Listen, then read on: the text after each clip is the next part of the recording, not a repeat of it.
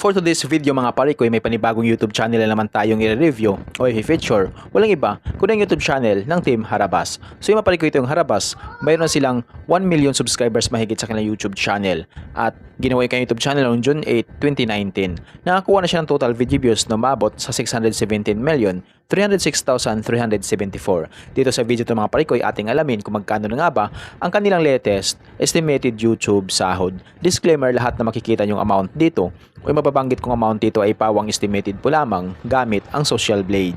Ang Social Blade ay isang public website na kahit sino ay pwedeng tumingin dito at maaari nyo rin makita ang lahat ng mga estimated YouTube sahod ng mga vloggers or content creator. At layunin lamang ng video na to na makapagbigay ng inspirasyon sa mga taong makapanood nito, lalong-lalo na sa mga small YouTuber. So yung mga pare ko, sa mga hindi pa nakapag-subscribe sa YouTube channel ni Harabas, isubscribe nyo na yung kanilang YouTube channel at huwag nyo rin kalimutan isubscribe ang aking munting channel para lagi kang updated sa mga bago kong video upload. So yung mga pare ko, ano pang hinintay natin, samahan nyo kung i-review natin ang status ng YouTube channel ni Harabas.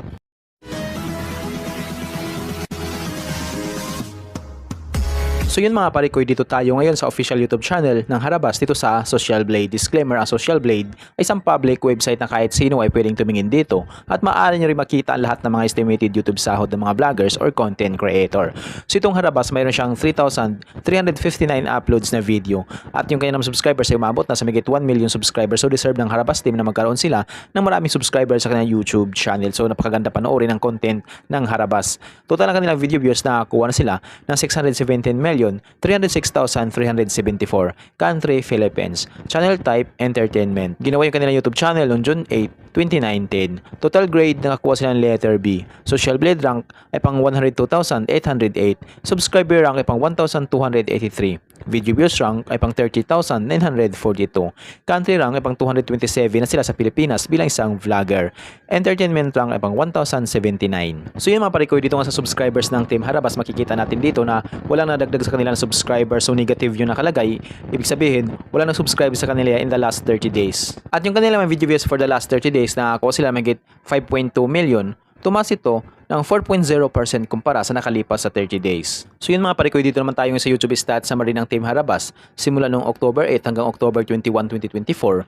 Dito natin makikita yung mga nadagdag niyang subscribers pero walang nadagdag sa kanila in the last 30 days at yung kanilang video views at estimated earnings. So yung mga pare ko, dito sa kanilang estimated earnings mga pare ko, makikita natin dito yung araw-araw na kinikita ng Team Harabas. So meron sila dito $41 up to $652 $0.88 up to $14 $36 up to $573 $37 up to $585 $39 up to $623 $37 up to $586 $55 up to $876. So yan yung kinikita ng Harabas araw-araw. Pero yung titingnan natin dito mga parikoy ay yung kanilang daily average at weekly average. So sa kanilang daily average, meron silang $44 sa lowest at yung highest naman ay mabot sa $706. So i-convert natin ito sa piso.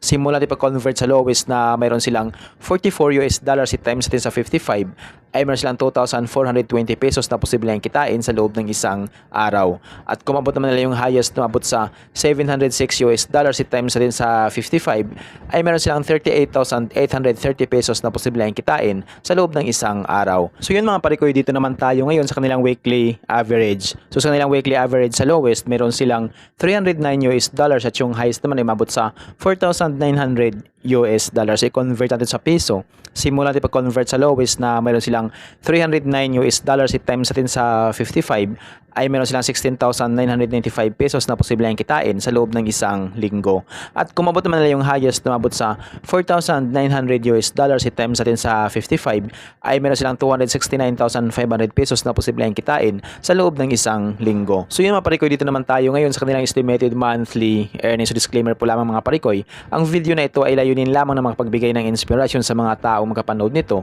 lalong-lalo na sa mga small YouTuber. Lahat na makikita yung amount dito o yung mababanggit kong amount dito ay pawang estimated po lamang gamit ang Social Blade.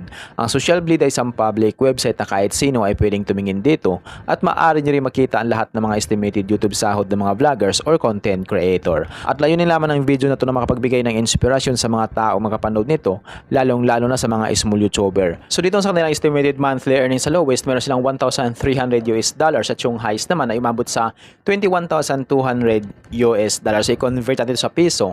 Simula natin pag-convert sa lowest na meron silang 1,300 US dollars i-times natin sa 55 ay meron silang 71,500 pesos na posibleng kitain sa loob ng isang buwan. At kung abot naman nila yung highest, lumabot sa 21,200 US dollars i-times natin sa 55 ay meron silang 1,166,000 pesos na posibleng kitain sa loob ng isang buwan. So yung mapalikit yung highest ng Team Harabas, sumabot lamang ito kapag once lahat ng mga viewers nila ay hindi nag-i-escape ng ads. So bihira lang yung mga viewers na hindi nag-i-escape ng ads, kaya hindi ito maaabot ng Team Harabas. Kaya dito lang malapit kanila YouTube sahod sa lowest na meron silang 1,300 US dollars. So itong 1,300 US dollars nakatumbas ng 71,500 pesos, so maaaring doble lang ito or triple. So yan ang posibleng kitain ng Team Harabas sa kanilang YouTube channel sa loob ng isang buwan. Pero maaaring magbabago pa itong mga parikoy depende sa dami ng views na makukuha ng Team Harabas. So dahil nga sahod ng mga vloggers or content creator, nakadepende sa dami ng views, hindi sa dami ng subscribers. At laking tulong din yung mga viewers na hindi nag-i-escape ng ads. So kapag once na hindi po tayo nag-i-escape ng ads, medyo lalaki ang YouTube sahod ng isang content creator. So yung mga parikoy, hanggang dito na yung video natin. So kung mayroon kayong iniidolong vlogger na gusto nyong malaman yung kanilang estimated YouTube sahod, paki-comment lamang sa comment section at gagawa natin ng itong klaseng ori ng video. At kung nagustuhan nyo ang video ito mga parikoy, huwag niyo po sanang kalimutan mag-like, share at mag-subscribe sa munting channel nito. Once again, this is Parikoy TV. Peace out.